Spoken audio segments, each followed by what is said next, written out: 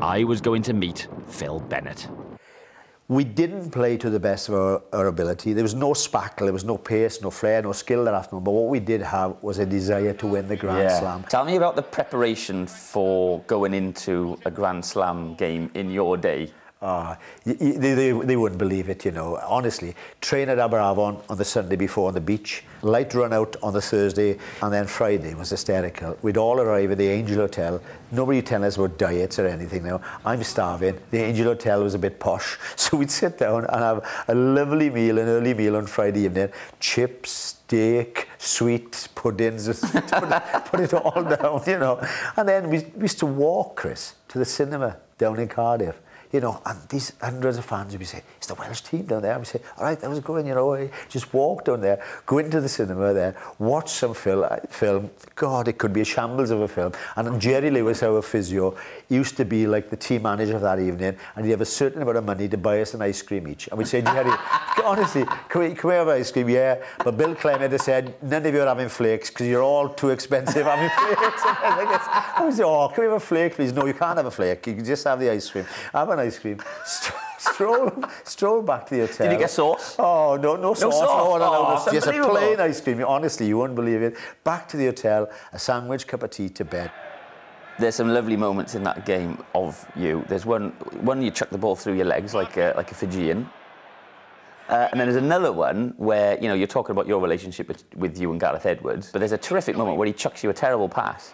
Edwards giving the little dummy that he often does. You give him a look as if to go, what? Don't go chucking that at me. And Bill McLaren picks up on it in the commentary. Yeah. Yes. He's saying, don't give me another one of those, please. I say to Gareth now when I meet him now, and he says, "Dude, you're looking well, Phil. You know, yeah, I get a bit of a bad back. All those passes I didn't take down on my knees." And he goes, "Don't start on that there now." But it was funny in that game as well. They were a great French side. Yeah. They had a front row. Sholly was a monster. Yeah. Brute of a man. Papramore, Paco, a great hooker. And I remember there was a bit of a dust-up fight. You could have a scrap in those days. No yellow cards, and it was great, you know. There has been simmering for a bit. And that really was nasty. And the referee calls their captain, Bastiat, 6'8", and myself together, and he's giving us hell of a row. And Bastiat's nodding, and I'm saying, "Ref, whatever he says, he can have, don't worry about it." Because he's looking down at me, he's very angry, you know. And he says, "Go back and tell your lads now, cool head." And I'm going back, and Charlie Faulkner and Bobby Windsor, all these blackguards from Pontypool, and I'm saying, "Boys, get stuck into this slowly." I was going to ask you what you said to them. Oh, you say, you know, don't notice the referee, let's really pound these guys. Did you, genuinely? Yeah. Hey, but I tell you what, that's brilliant. Bobby, Charlie and Pricey, they didn't need no sort of telling. They knew what to do. They were great men, you know, they were very, very brave men for Wales. And remarkably, you know, I didn't score many tries for Wales, but I scored 2 that afternoon, and 2 from within about 10 metres. The first Alan Martin wheels a scrum.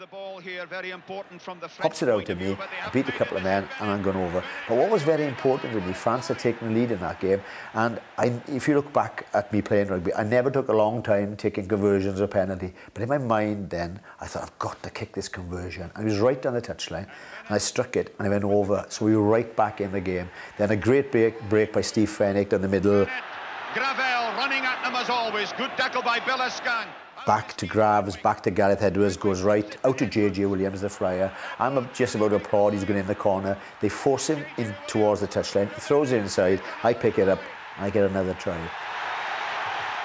Was that always the plan to retire after that game, or did you go, well, that went so well, I think I'll just call it a day? No, I don't think people realise the pressures. Even in those days, it was an amateur era, but I was physically and mentally exhausted, and I wanted to go to the top. But I can honestly say it was the hardest decision of my life. Yeah. But I kept it quiet because I didn't want it to be Phil Bennett going away again. Yeah. I wanted us to win the Grand Slam for Wales and the crowd. And I think on the same day, the great Gareth Edwards retired. We got into the dressing room at the end of the game, and I just said, "Gareth, thank you very much, it's been a pleasure." And he said, "What's happening then?" I said, "I'm finishing." "Bloody hell, so am I," he said. Really? And he said, "Yeah," and we both shook hands, and he decided enough was enough. So in a way, it was a fantastic feeling to go out to the Grand Slam, and yet you were very saddened to think you'd never be running on that park ever again. Now, I can't let you go, obviously, without talking through this with you. You know what's coming, right? It's the greatest try of all time. Just talk us through your memories of this then. Yeah, I can remember Brian Williams was a great winger. I mean, a great winger, kick it down to side the 22. And I'm thinking, I'm going to put this into the stand. And Scown, number 6, comes at me, beats him. But I didn't realise there's a few more coming. And I thought it was suicidal pass to JPR.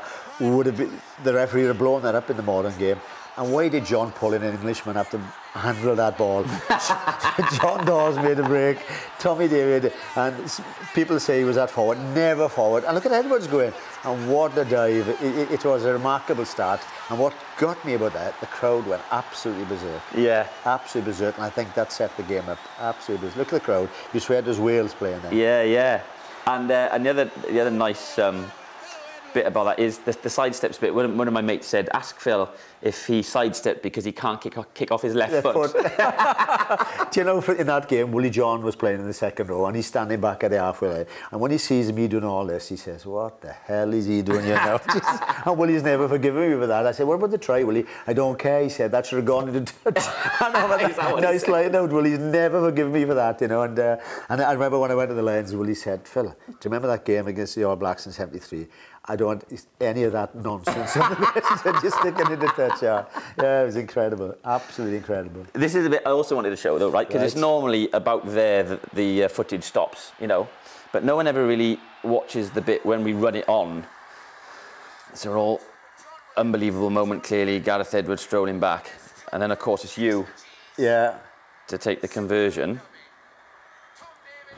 Remember this moment? I think it was a shocker, if I remember. Was it? I think I kicked one that went underneath the post. I think a goalkeeper or a job. Yep, good memory, Phil Bennett. Oh, look. Well, that's from inside the 22. I was absolutely knackered, so no chance of me kicking that, right? In fairness, you had sidestepped twice off that right foot, yeah, didn't you? so that was overworked, I tell you. I knew that was coming. There was no chance of me kicking that. Never, ever.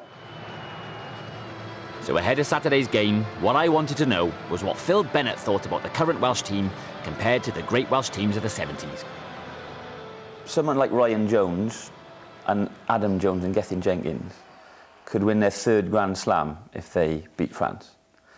Do you think they now deserve to be talking in the same breath as all you guys?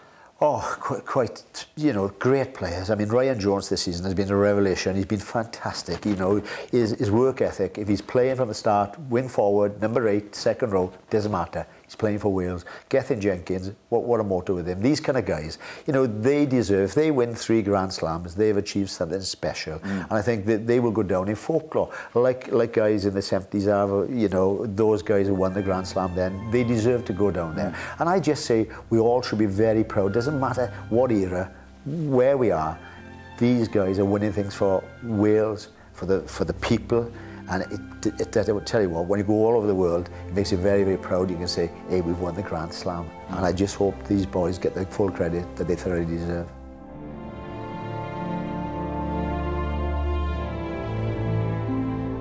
So this is it. Who knows what Saturday will bring?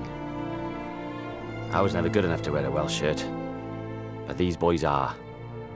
And all Wales will wish them well.